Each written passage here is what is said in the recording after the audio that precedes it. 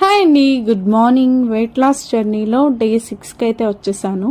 Workouts అయితే complete అయిపోయి, workouts చేసేటప్పుడే 1 లీటర్ వాటర్ దాకా తాగేసి దాని తర్వాత మన ఇష్టం జీరా వాటర్ కానీ ఫ్లాక్స్ సీడ్స్ కానీ ఇలా ఏదైనా తీసుకోవచ్చు.